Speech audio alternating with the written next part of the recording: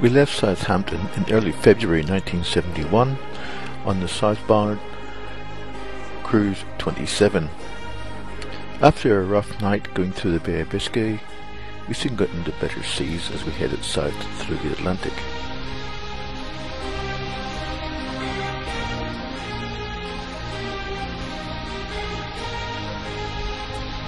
Feeling the warmth after the British winter was fantastic.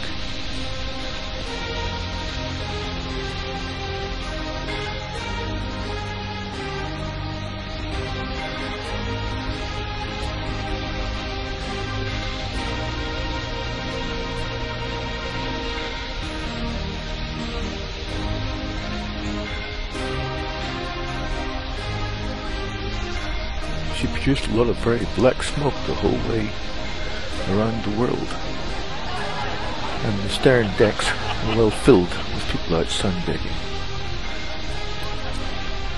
They kept trying to entertain people and had some play pigeon shooting.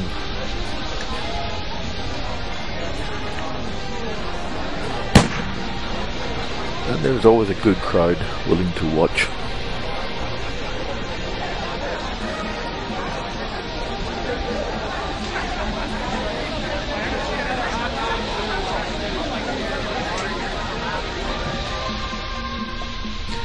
After nearly 2 weeks, we arrived at Cape Town.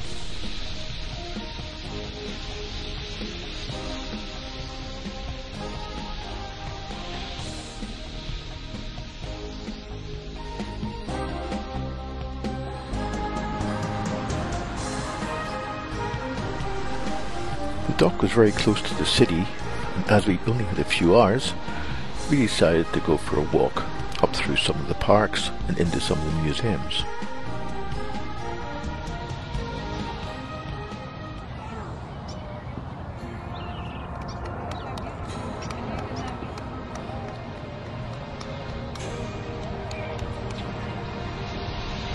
Later that afternoon, it was time to take off and head back down past the Cape of Good Hope and into the Indian Ocean, which is very rough, windy and wet. And for 5 days, no one was outside.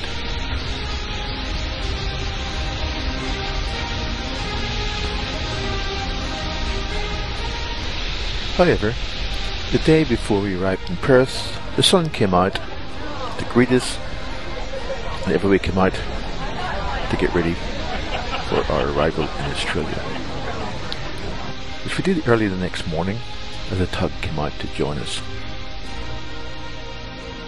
and to lead us in to the Fremantle docks.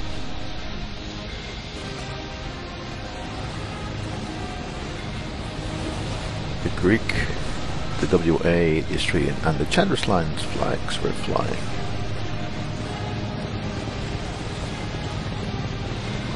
Again, we spent most of the day wandering around Perth. In the late afternoon, we headed off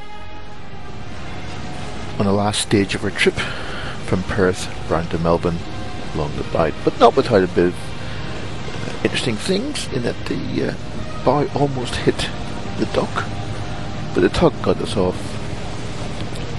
and before long we were heading off back out to sea.